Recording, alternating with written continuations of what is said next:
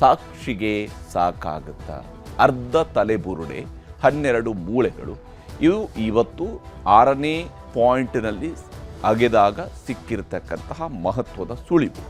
ಇಲ್ಲಿಂದ ನಂತರ ಏನು ಸಿಗಬಹುದು ಗೊತ್ತಿಲ್ಲ. ಅಗಿಬೇಕು, ಅಗದ ನಂತರ ಸಿಕ್ಕಿದರೆ ಸಿಕ್ತು, ಸಿಕ್ಕಿಲ್ಲ ಅಂದರೆ ಇಲ್ಲ. ಆದರೆ 6ನೇ ಸೈಟ್ನಲ್ಲಂತೂ ಮೂಳೆಗಳು ಸಿಕ್ಕಿದ್ದಾವೆ. ಅದು ಆತ ತಾನಿಲ್ಲಿ ಹೂತಿಟ್ಟಿದ್ದೀನಿ ಅಂತ ಹೇಳಿದ ಜಾಗದಲ್ಲೇ ಸಿಕ್ಕಿರೋದ್ರಿಂದಾಗಿ ಮಹತ್ವ ಪಡ್ಕೊಂಡಿದೆ. ಮತ್ತು ಈ ವಿಚಾರದಲ್ಲಿ ಒಂದು ತಜ್ಞರು ಈಗಾಗಲೇ ಹೇಳ್ತಿರುವಂಥದ್ದು, ಈತ ಹೂತಿರುವಂಥವನಿಗೆ ಗೊತ್ತಿದೆ ಇಂಥ ಕಡೆಯಲ್ಲಿ ಹೂತಿದ್ದೀನಿ ಅಂತ. ಆದರೆ ಯಾರನ್ನ ಹೂತಿದ್ದಾನೆ ಅಂತೇಳಿ ಗೊತ್ತಾಗಬೇಕು ಅಂತೇಳಿ ಆದರೆ ಆ ಶವ ಇದೇ, ಅದನ್ನು ಹೂಳು ಅಂತೇಳಿ ಈತನಿಗೆ ಯಾರು ಡೈರೆಕ್ಷನ್ ಕೊಟ್ಟಿದ್ದಾರೋ ಅವರನ್ನು ಹುಡುಕಬೇಕಿದೆ ಅನ್ನುವಂತಹ ಮಾತು ಕೂಡ ಶುರುವಾಗಿದೆ. ಇದನ್ನು ಬರದೆ ನಿಮ್ಗೆ ತೋರಿಸ್ತೀನಿ.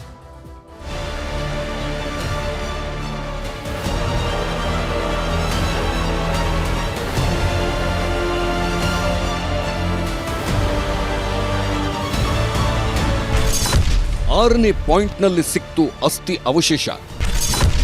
ಮೊದಲು ಬ್ರೇಕ್ ಮಾಡಿದ್ದೆ ನ್ಯೂಸ್ 18 ಕನ್ನಡ. 6ನೇ ಪಾಯಿಂಟ್ನಲ್ಲಿ ಅಸ್ಥಿ ಪಂಜರದ ಅವಶೇಷಗಳು ಪತ್ತೆ ಆಗಿದೆ. ಧರ್ಮಸ್ಥಳದಿಂದ ನ್ಯೂಸ್ 18ಗೆ ಅತಿ ದೊಡ್ಡ ಮಾಹಿತಿ ಲಭ್ಯವಾಗಿದೆ. ಸ್ಪಾಟ್ ನಂಬರ್ 6 ಈಗ ಬಹಳಷ್ಟು ಸಂಚಲನವನ್ನು ಉಂಟು ಮಾಡ್ತಾ ಇದೆ. ಆತನ ನಿರೀಕ್ಷೆಯಂತೆ ಈಗ ಸ್ಪಾಟ್ ನಂಬರ್ 6 ಅಲ್ಲಿ ಅವಶೇಷ ಸಿಕ್ಕಿರುವಂಥದ್ದು ಸಾಕಷ್ಟು ಕುತೂಹಲವನ್ನ ಈ ಪ್ರಕರಣ ಕಂಡುಕೊಳ್ತಾ ಇದೆ.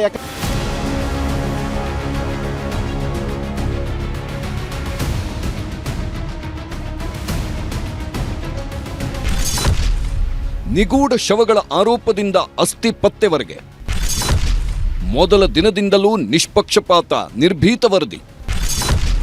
ಕನ್ನಡ ಸುದ್ದಿವಾಹಿನಿಗಳಲ್ಲಿ ನಾವೇ ಮೊದಲು. ಆದರೆ ಇವತ್ತು 6ನೇ ಸ್ಪಾಟ್ ಅಲ್ಲಿ ಉತ್ಖನನ ಮಾಡುವಂತಹ ಸಂದರ್ಭದಲ್ಲಿ ಅಲ್ಲಿ ಅಸ್ಥಿಪಂಜರದ ಅವಶೇಷಗಳು ಸಿಕ್ಕಿದೆ ಅಂತೇಳಿ ಮೊದಲು ನ್ಯೂಸ್ ಅನ್ನ ಬ್ರೇಕ್ ಮಾಡಿದ್ದು ನ್ಯೂಸ್ 18 ಕನ್ನಡ.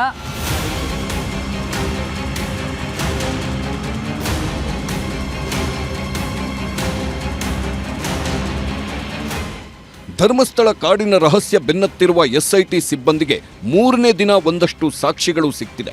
ಮೊದಲ ಪಾಯಿಂಟ್ನಲ್ಲಿ ಆಧಾರ್ ಕಾರ್ಡ್, ಪ್ಯಾನ್ ಕಾರ್ಡ್, ಕೆಂಪು ರವಿಕೆ ಸಿಕ್ಕಿತ್ತು.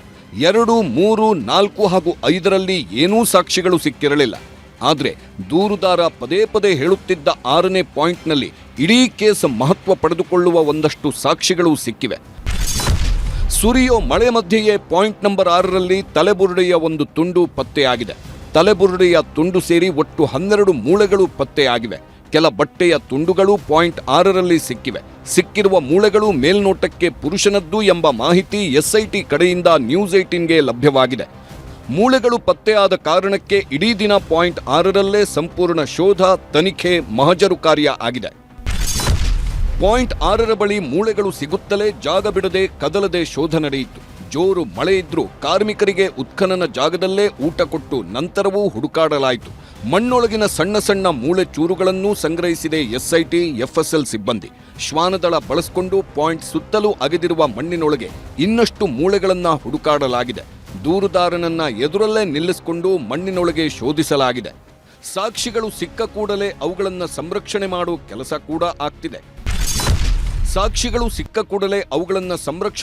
ಕೆಲಸ ಕೂಡ ಆಗ್ತಿದೆ. ಪಾಯಿಂಟ್ 6ರ ಬಳಿ ಮಹಜರು ಮಾಡಲಾಗಿದೆ. ರಾಸಾಯನಿಕ ದ್ರವ ಬಳಸಿ ಸಿಕ್ಕಿರುವ ಮೂಳೆಗಳ ಸಂರಕ್ಷಣೆ ಮಾಡಲಾಗಿದೆ. ಪಾಯಿಂಟ್ 6ರ ಬಳಿ ತಾತ್ಕಾಲಿಕ ಟೆಂಟ್ ನಿರ್ಮಾಣ ಮಾಡಲಾಗಿದೆ. ಭಾರಿ ಮಳೆ ಆಗ್ತಿರುವ ಕಾರಣಕ್ಕೆ ಗುಂಡಿಯೊಳಗೆ ನೀರು ತುಂಬುವುದನ್ನು ತಡೆಯಲು ಕಬ್ಬಿಣದ ಶೀಟ್, ಕಬ್ಬಿಣದ ರಾಡ್ ಬಳಸಿ ಟೆಂಟ್ ಹಾಕಲಾಗಿದೆ. ಪ್ಲಾಸ್ಟಿಕ್ ಕವರ್ನಲ್ಲಿ ಅವಶೇಷಗಳನ್ನು ಸಂಗ್ರಹ ಮಾಡಿ FSLಗೆ ಕಳುಹಿಸಲಾಗಿದೆ. PPE ಕಿಟ್, ಉಪ್ಪು, ರಾಸಾಯನಿಕ ದ್ರವ ಬಳಸಿ ಸಂಗ್ರಹ ಮಾಡಲಾಗಿದೆ. ಲ್ಯಾಪ್ಟಾಪ್ನಲ್ಲಿ ಸಿಕ್ಕ ಮೂಳೆಗಳ ಮಾಹಿತಿ ಸಂಗ್ರಹ ಮಾಡಲಾಗಿದೆ. ಹಾಗೆ ಪಾಯಿಂಟ್ 6ರ ಸುತ್ತಲೂ ಕವರ್ ಸುತ್ತಿ ಸಂರಕ್ಷಣೆ ಮಾಡಿದ್ದಾರೆ. ಪಾಯಿಂಟ್ ನಂಬರ್ 6ರಲ್ಲಿ ಮಹಜರು ಜೊತೆಗೆ ದೂರುದಾರ ವ್ಯಕ್ತಿಯ ಕ್ರೈಮ್ ಸೀನ್ ರೀಕ್ರಿಯೇಟ್ ಮಾಡಲಾಗಿದೆ. ಎಲ್ಲವನ್ನೂ ಸಂಪೂರ್ಣ ವಿಡಿಯೋ ರೆಕಾರ್ಡ್ ಮಾಡಲಾಗಿದೆ. ಹುಡುಕಾಟದಲ್ಲಿ ಮೂಳೆಗಳೇನೋ ಸಿಕ್ಕಿದ್ವು, ಆದರೆ ಅವುಗಳ ತನಿಖೆಯೇ ಇದೀಗ ಕುತೂಹಲದ ಸಂಗತಿ. ಹೂತಿಟ್ಟ ಶವದ ಪರೀಕ್ಷೆ ಹೇಗಾಗುತ್ತೆ? ಆರೋಪಗಳಿಗೆ ಅಸ್ಥಿಪಂಜರದಿಂದ ಉತ್ತರ ಸಿಗುತ್ತದೆಯೇ? ವಿಧಿವಿಜ್ಞಾನ ಪರೀಕ್ಷೆ ಹೇಗಾಗುತ್ತೆ? ಇತ್ಯಾದಿ ಪ್ರಶ್ನೆಗಳು ಹುಟ್ಟಿಕೊಳ್ಳೋದು ಸಹಜ. ಮೂಳೆಗಳನ್ನ ಮಾನವನ ಆಕಾರದಲ್ಲಿ ಜೋಡಿಸಿ ಪರೀಕ್ಷೆ ಮಾಡಲಾಗುತ್ತೆ.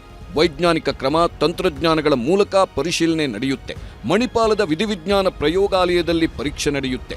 ಸಿಕ್ಕಿರುವ ಅಸ್ಥಿ ಗಂಡಿನದ್ದೋ ಹೆಣ್ಣಿನದ್ದೋ ಎಂಬ ಬಗ್ಗೆ ಸ್ಥಳದಲ್ಲೇ ತಜ್ಞರಿಂದ ದೃಢಪಡಿಸುತ್ತಾರೆ. ಗಂಡು ಅಥವಾ ಹೆಣ್ಣಿನದ್ದೇ ಆದರೆ ವಯಸ್ಸಿನ ಬಗ್ಗೆ ಪ್ರಯೋಗಾಲಯದಿಂದ ದೃಢವಾಗುತ್ತೆ. ಕಳೇಬರ ಎಷ್ಟು ವರ್ಷದ ವ್ಯಕ್ತಿಯದ್ದು, ಸತ್ತಿರುವ ವ್ಯಕ್ತಿಗೆ ಎಷ್ಟು ವರ್ಷ ಎಂಬುದರ ಪರೀಕ್ಷೆ ನಡೆಯಲಿದೆ. ಸರ್ ಅದು ಬಾಡಿ ಹೆಂಗೆ ಬರಿ ಮಾಡಿದ್ದಾರೆ ಅದೆಲ್ಲ ಡಿಪೆಂಡ್ ಆಗುತ್ತೆ ಸರ್. ಬಾಡಿನ ಜಾಸ್ತಿ ಮೇಲ್ಗಡೆನೇ ಬರಿ ಮಾಡಿದ್ರೆ ಏನಾಗುತ್ತೆ, ಡಿಕಾಂಪೋಸಿಷನ್ ಬೇಗ ಸ್ಟಾರ್ಟ್ ಆಗಿಬಿಡುತ್ತೆ, ಬೇಗ ಸ್ಕೆಲಿಟನೈಸೇಷನ್ ಆಗಿಬಿಡುತ್ತೆ. ಬಾಡಿ ಏನಾದರೂ ಭಾಳ ಡೀಪ್ ಬರಿ ಮಾಡಿದರೆ ಸ್ವಲ್ಪ ಜಾಸ್ತಿ ಟೈಮ್ ತೊಗೊಳುತ್ತೆ ಸರ್. ಆಮೇಲೆ ಕಫಿನಲ್ಲಿ ಬರಿ ಮಾಡಿದರೆ ಇನ್ನೂ ಜಾಸ್ತಿ ದಿವಸವರೆಗೂ ಪ್ರಿಸರ್ವ್ ಆಗಿರುತ್ತೆ ಸರ್ ಬಾಡಿ. ಸೊ ಇವೆಲ್ಲ ಮ್ಯಾಟ್ರ್ ಆಗುತ್ತೆ. ನಮಗೆ ಬರೀ ಅಸ್ಥಿಪಂಜರ ಸಿಕ್ಕರೆ ರೇಪ್ ಆಗಿದೆಯೋ ಇಲ್ಲೋ ಹೇಳಲಿಕ್ಕಾಗಲ್ಲ ಸರ್. ಅವನೇನಾದರೂ ರೇಪ್ ಮಾಡಿಬಿಟ್ಟು ತಲೆಗೆ ಹೊಡೆದಿದ್ರೆ ತಲೆಯಲ್ಲಿ ಫ್ರ್ಯಾಕ್ಚರ್ ಆಗಿರ್ತೈತಿ, ಸ್ಕಲ್ ಬೋನ್ ಫ್ರ್ಯಾಕ್ಚರ್ ಆಗಿರ್ತೈತಿ, ಅದನ್ನು ನಾವು ಹೇಳ್ಬೋದು sir. Whether it is antemortem fracture ಅಂದ್ರೆ ಸಾಯಕ್ಕಿಂತ ಮುಂಚೆನೇ ಆಗಿತ್ತು, ಸತ್ತಾದ್ಮೇಲೆ ಆಗಿತ್ತು, ಅದನ್ನೆಲ್ಲ ಹೇಳ್ಬೋದು. ಬಟ್ ರೇಪ್ ಆಗಿದೆ ಅಂತ ಹೇಳಲಿಕ್ಕೆ ಆಗಲ್ಲ ಸರ್. ಇವಾಗ ಬರೀ ಅಸ್ಥಿಪಂಜರ ಸಿಕ್ತಂದ್ರೆ ಸಾವು ಫ್ರ್ಯಾಕ್ಚರ್ ಆದ್ರೆ ಮಾತ್ರ ನಾವು ಹೇಳಲಿಕ್ಕೆ ಸಾಧ್ಯ ಸರ್. ಅದರ್ವೈಸ್ ಯಾಕಂದರೆ ಸಾಫ್ಟ್ ಟಿಶ್ಯೂ ಬಾಡಿ ಮೇಲೆ ಅಂದರೆ ಏನೂ ಇರೋದಿಲ್ವಲ್ಲ, ಸೊ ಅದಕ್ಕಾಗಿ ನಾವು ಬೇರೆದೇನು ಹೇಳಲಿಕ್ಕಾಗಲ್ಲ. ಒಂದೇ ಒಂದಂದರೆ ಈ ಫ್ರ್ಯಾಕ್ಚರ್ ಆಗಿ ಏನಾದರೂ ಈಗ ತಲೆ ಬುರುಡಿ ಏನಾದ್ರು ಗಾಯ ಆಗಿತ್ತು, ಫ್ರ್ಯಾಕ್ಚರ್ ಆಗಿತ್ತು ಅಂದರೆ ಅದರಲ್ಲಿಂದ ಸತ್ತಿರ್ಬೋದು ಅಂತಂದು ಹೇಳ್ತೀವಿ. ಆಮೇಲೆ ಇನ್ನೂ ಒಂದೇನಂದರೆ ಈ ಹೆವಿ ಮೆಟಲ್ ಪಾಯ್ಸನಿಂಗ್ ಅಂತಾರೆ ಸರ್. ಸೊ ಅದು ಏನಾಗುತ್ತೆ, ಅದು ಬೋನಲ್ಲಿ ಹೋಗಿ ಡೆಪಾಸಿಟ್ ಆಗುತ್ತೆ. ಸೊ ಅಂಥದನ್ನು ನಾವು FSL ಕಳಿಸಿದ್ರೆ ಗೊತ್ತಾಗುತ್ತೆ. ಕೆಲವೊಮ್ಮೆ ಅಸ್ಥಿ ಪರೀಕ್ಷೆ ಮಾಡುವಾಗಲೂ ಅನೇಕ ಸವಾಲುಗಳು ಎದುರಾಗುತ್ತವೆ. ಸಿಕ್ಕಿರುವ ಮೂಳೆಗಳು ದೂರುದಾರ ಹೇಳಿರುವ ವ್ಯಕ್ತಿಯದ್ದ ಅಥವಾ ಇನ್ಯಾವುದೋ ಶವದ ಕಳೇಬರವ ಅನ್ನೋದನ್ನ ಪತ್ತೆ ಹಚ್ಚಬೇಕು. ಅದು ಸ್ವಾಭಾವಿಕ ಸಾವೋ, ಕೊಲೆಯೋ ಅಥವಾ ಆತ್ಮಹತ್ಯೆಯೋ ಎಂಬ ಬಗ್ಗೆ ಪರಿಶೀಲನೆಯನ್ನೂ ಮಾಡಬೇಕಾಗುತ್ತದೆ. ಅಸ್ಥಿಯ ಎತ್ತರ, ಗಾತ್ರ, DNA ಟೆಸ್ಟ್ ಮೂಲಕ ಎಲ್ಲವೂ ಗೊತ್ತಾಗುತ್ತದೆ. ಒಂದು ವೇಳೆ ಮೂಳೆಗಳ ಮೇಲೆ ಗಾಯಗಳಾಗಿದ್ರೆ ಹೊಡೆದಿರುವ ಆಯುಧ, ಹೊಡೆದಿರುವ ಮಾದರಿ ಬಗ್ಗೆಯೂ ಪರಿಶೀಲನೆ ಮಾಡಲಾಗುತ್ತೆ. ಅಸ್ಥಿಗಳು ಎಷ್ಟೇ ಸಿಕ್ಕರೂ ಕೂಡ ತಲೆಬುರುಡೆ ಸಿಕ್ಕಾಗ ಮಾತ್ರ ಪತ್ತೆ ಹಚ್ಚುವುದು ಸುಲಭವಾಗುತ್ತೆ. ಈಗ ಊತಿರನು ಏನ್ ಹೇಳ್ತಿದ್ದಾನೆ, ಇಲ್ಲಿ ಈ ಜಾಗದಲ್ಲಿ ಊತಿದ್ದೀನಿ ಅಂತ ಹೇಳ್ತಿದ್ದಾನೆ. ಆಮೇಲೆ 15-20 ವರ್ಷದಿಂದ ನಡೆದಿರ್ತಕ್ಕಂಥದ್ದು ಜ್ಞಾಪಕ ಶಕ್ತಿನೂ ಅವನಿಗಿದೆ. ಬಟ್ ಅವನಿಗೆ ಇದು ಜ್ಞಾಪಕ ಇರ್ಬೋದಲ್ಲ, ಬಾಡಿ ಕೊಟ್ಟಿದ್ ಯಾರು ಅಂತ. ಎಲ್ಲಾ ಬಾಡಿಗಳು ಒಬ್ಬರೇ ಕೊಟ್ರ ಅಂತ ಅವ್ರು ಈಗ ಕೊಟ್ಟಿರೋರ್ ಹೆಸರು ಹೇಳದ್ಮೇಲೆ ಅವರ ವಿಚಾರಣೆ ಮಾಡಿದಾಗ ಯಾರ ಬಾಡಿ ಕೊಟ್ಟರು ಅಂತ ಹೇಳಲಿಕ್ಕೆ ಅವ್ರಿಗೆ ಇವ್ರಕ್ಕಿಂತ ಜಾಸ್ತಿ ಗೊತ್ತಿರುತ್ತೆ. ಒಂದು ಕಡೆ ವೈಜ್ಞಾನಿಕ ಸವಾಲುಗಳು, ಮತ್ತೊಂದು ಕಡೆ ಕಾನೂನು ರೀತಿಯ ತನಿಖೆಗಳು. ಹೀಗೆ SIT ಮುಂದೆ ಸಾಲು ಸಾಲು ಸವಾಲುಗಳಿವೆ. ಮೂಳೆಗಳನ್ನು ಸಂಗ್ರಹಿಸುವಾಗ ಹಾನಿಯಾದರೆ ತನಿಖೆಗೆ ತೊಂದರೆಯಾಗುವ ಸಾಧ್ಯತೆಗಳಿರುತ್ತೆ. ದೂರುದಾರ ಹೇಳಿರುವ 13 ಪಾಯಿಂಟ್ ಬಿಟ್ಟು ಇನ್ನಷ್ಟು ಪಾಯಿಂಟ್ಗಳನ್ನು ಗುರುತಿಸಿ ಅಗೆಯಬೇಕಾಗುತ್ತೆ. ದೂರುದಾರ ಹೇಳಿರುವ ವ್ಯಕ್ತಿಯ ಕಳೇಬರ ಸಿಗೋವರೆಗೂ ಹುಡುಕಬೇಕಾಗುತ್ತೆ.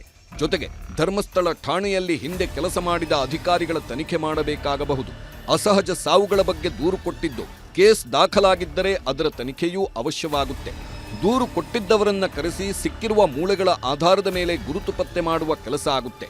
ಅಷ್ಟೊತ್ತಿಗೆ ಸ್ಥಳದಲ್ಲೇ ಇರುವ ದೂರುದಾರನೂ ಕೂಡ ಸಿಕ್ಕಿರುವ ಮೂಳೆ ಯಾರದ್ದೂ ಎಂಬ ಮಾಹಿತಿ ಕೊಡಬಹುದು. ಹೂಳುವಾಗ ಶವ ಇದ್ದ ಪರಿಸ್ಥಿತಿ, ಶವ ನೋಡಿದಾಗ ಅನುಮಾನ ಬಂದಿದ್ರೆ ಅದನ್ನ ಹೇಳಬಹುದು.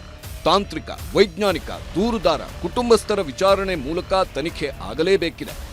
ಐಡೆಂಟಿಫೈ ಆಗ್ಬೇಕು ಯಾರ್ದಂತ ಅನ್ನೋದು. ಐಡೆಂಟಿಫೈ ಆದ್ರೆ ತನಿಖೆ ಬಹಳ ಈಜಿ ಆಗ್ತದೆ.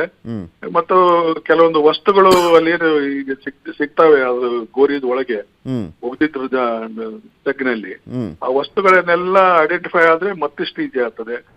ಒಟ್ಟಿನ ಮೇಲೆ ಅದು ಐಡೆಂಟಿಫೈ ಆಗ್ಬೇಕು. ಬಾಡಿ ಇದು ಇಂಥ ಮನೆ ಇರೋದು, ಇಂಥ ಒಂದು ಹೆಸರು, ಇಂಥ ಹೆಣ್ಮಗಳು ಅಂತ ಐಡೆಂಟಿಫೈ ಆದ್ರೆ ತನಿಖೆ ತುಂಬಾ ಈಜಿ ಆಗ್ತದೆ.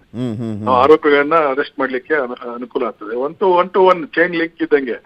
ಮಾತ್ರ ಹೂಳದವನಿಗೆ ನಿನಗೆ ಹೆಣ ಯಾರು ಕೊಟ್ರು, ಯಾರು ತಂದ್ರು, ಯಾರು ಇಟ್ರು, ಅಲ್ಲಿ ಇದು ತೆಗ್ಗು ತೊಡೆದವ್ರು ಎಷ್ಟು ಜನ ಇದ್ರು, ಅವ್ರು ಯಾರು ನೋಡಿದ್ರು, ಆಮೇಲೆ ಇದು ಯಾರು ರೇಪ್ ಮಾಡಿದ್ದಾರು, ಕೊಲೆ ಮಾಡಿದ್ದಾರು, ಹೀಗೆ ಒಂದು ಲಿಂಕ್ ಒಬ್ರಿಗೊಂದು ಬಾಯಿ ಬಿಡಿಸ್ತಾ ಓದ್ತಿರ್ತೇವೆ. ಅದು ಕೊನೆಗೆ ಆರೋಪಿಗಳು ಸಿಗ್ತಾರೆ. ನಾವು ಅದನ್ನ ಪತ್ತೆ ಹಚ್ಚಲಿಕ್ಕೆ ಈಜಿ ಆಗ್ತದೆ. ಅದೇ ಬಾಡಿ ಯಾರ್ದು ಅನ್ನೋದು ಗೊತ್ತಾಗುತ್ತೆ ಅಷ್ಟೇ. ಈ ಎಲ್ಲ ಬೆಳವಣಿಗೆಗಳ ಮಧ್ಯೆಯೇ ಪಾಯಿಂಟ್ 1ರಲ್ಲಿ ಸಿಕ್ಕಿರುವ ಪ್ಯಾನ್ ಕಾರ್ಡ್ ಮಾಹಿತಿ ಲಭ್ಯವಾಗಿದೆ. 2025ರಲ್ಲಿ ಸತ್ತ ವ್ಯಕ್ತಿಯ ಪ್ಯಾನ್ ಕಾರ್ಡ್ ಇದಾಗಿದೆ.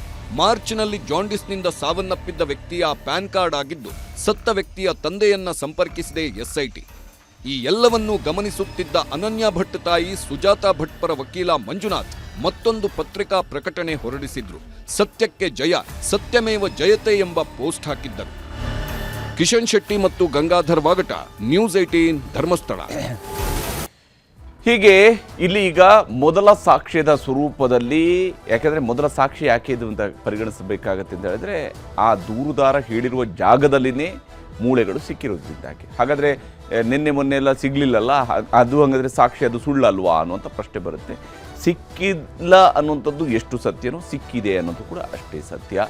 ಈಗ ಸಿಕ್ಕಿರುವಂತಹ ಜಾಗದ ನಂತರ ಹೇಗೆ ತನಿಖೆ ಮುಂದುವರಿಯುತ್ತೆ, ಆತನಿಗೆ ನಿಜಕ್ಕೂ ಕೂಡ ಈ ಬಾಡಿಯನ್ನು ಡಿಸ್ಪೋಸ್ ಮಾಡು ಅಂತ ಹೇಳಿದ ವ್ಯಕ್ತಿಯನ್ನು ಈಗ SIT ಅವರು ತಮ್ಮ ವಶಕ್ಕೆ ಪಡ್ಕೊಳ್ತಾರಾ, ಆತನ ಹೇಳಿಕೆಯನ್ನು ದಾಖಲಿಸ್ಕೊಡ್ತಾರಾ, ಅದರ ಆಧಾರದ ಮೇಲೆ ತನಿಖೆ ಮತ್ತೊಂದು ಮಗ್ಗುಲನ್ನು ಪಡ್ಕೊಳ್ಳುತ್ತಾ, ಇವೆಲ್ಲವನ್ನು ಕೂಡ ಕುತೂಹಲದಿಂದ ನೋಡಬೇಕಾಗಿದೆ.